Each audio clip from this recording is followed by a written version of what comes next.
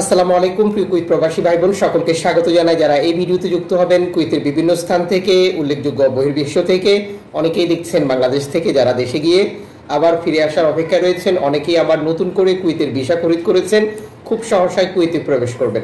সবার জন্য কুইতের বর্তমান পরিস্থিতি জানার প্রয়োজন রয়েছে। কুইতের আরবি দৈনিক কাল আনবার একটি টাইটেল আপনার ভালো লাগবে কিনা আমরা জানি না, তবে আমার কাছে আতঙ্কই মনে হয়েছে, ভালো লাগা তো অনেক দূরের কথা। তারা লিখেছে, কুয়েতের নিরাপত্তা অভিযানে 192 জন প্রবাসীকে আটক করেছে।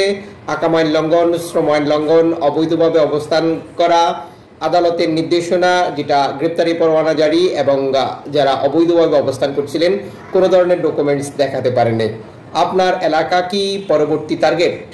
এটাই হচ্ছে টোটাল গুরুত্বপূর্ণ বিষয় আজকের ভিডিওর। সম্পূর্ণটা দেখবেন, আপনি নিজে জানবেন, একজনকে জানাবেন ভিডিওটি শেয়ার করে। এই অভিযান পরিচালনা করেছিল কুয়েতি নিরাপত্তা বাহিনী। শুরু করেছিল প্রবাসী অধ্যাসিত অঞ্চল জিলিবাল শরীকের হাসাবিয়া দিয়ে, যেটা বৃহস্পতিবার ভোরবেলা, যখন প্রবাসীরা কর্মস্থলে যাচ্ছিল জীবিকা নির্বাহ করার জন্য। এরপর একে একে তারা অভিযান পরিচালনা করেছে। জাহারাতে অভিযান পরিচালনা করেছে, প্রবাসী অধ্যাসিত অঞ্চল মাহবুল্লাতে অভিযান পরিচালনা করেছে, আল কুরআইনে অভিযান পরিচালনা করেছে, আহমেদিতে অভিযান পরিচালনা করেছে, ফাহিদায়। টোটাল 192 জনের তালিকা এবং তার বিস্তারিত আলাদা আলাদাভাবে তথ্য দিয়েছে। প্রথম অবস্থায় আমরা জানি আকাম আইন লঙ্ঘন, শ্রম আইন লঙ্ঘন কি। কফিল স্পন্সর কোম্পানির অনুমতি ব্যতীত বাইরে জীবিকা নির্বাহ, যেটা আমরা পার্ট টাইম বা অতিরিক্ত ইনকামের চেষ্টা করি, আর এই অভিযোগে রেকর্ড সংখ্যক প্রবাসী আটক হয়েছে। রেকর্ড সংখ্যক প্রবাসী আটক হয়েছে যাদের বিরুদ্ধে গ্রেপ্তারি পরোয়ানা জারি ছিল। সেই সকল প্রবাসীর পকেটে একটি বৈধ আকামা ছিল, কিন্তু তিনি জানতো না তার কোম্পানি কফিল স্পন্সর তার নামে অভিযোগ করেছে, ইনহাসের মামলা করেছে, যেটা প্রাথমিক প্রক্রিয়ায় জিডি করেছিল। এই জিডি যখন কোর্টে যায়, কোর্টে যখন এই প্রবাসীকে অনুপস্থিত দেখতে পায় একবার, দুইবার, তিনবার, এরপর তার বিরুদ্ধে একটি নোটিশ জারি করে, দেখা মাত্রই তাকে গ্রেপ্তার করা।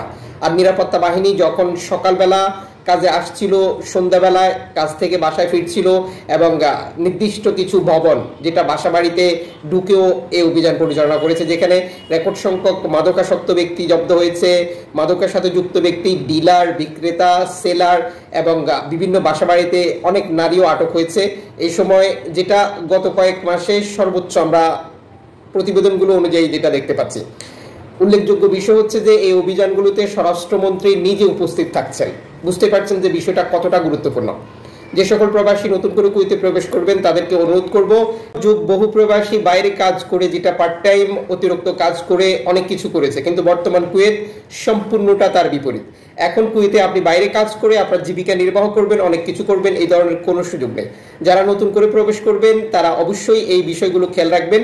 আর যে জন্য টার্গেট নিতে হবে, আপনি কি কাজে আসছেন, সেখানে বেতন কত, এই টাকা দিয়ে আপনার চলবে কিনা। যদি না চলে, হিসাব কষে আসার সিদ্ধান্ত থেকে বেরিয়ে আসবেন। যেহেতু বাংলাদেশিদের 5 লক্ষ থেকে 12 লক্ষ টাকা পর্যন্ত এক একটি ভিসা খরিদ করতে হয়। আর যারা অলরেডি ভিতরে ঢুকে গেছেন, ভিতরে অবস্থান করছেন, প্রবাস জীবন সুরক্ষিত রাখতে সর্বোচ্চ সতর্ক থাকতে হবে। কাজের ক্ষেত্রে, আপনি যে বাসায় থাকছেন সেখানের ক্ষেত্রে টোটালি কুয়েতের আইন মেনে চলার চেষ্টা করবেন। আর মনে রাখবেন, এই দেশগুলো প্রবাসীদেরকে নিয়ে তাদের আইনের সবসময় পরিবর্তনে থাকে, আর আপডেটে না থাকলে আপনি বিপদে পড়ে যাবেন। আপনার মতামত কমেন্টস করে জানাবেন, এবং আমাদের সাথে যুক্ত থাকবেন ইউটিউবে, ফেসবুকে, এইভাবে নিত্য নতুন আপডেট ইনফরমেশনগুলো জানার জন্য।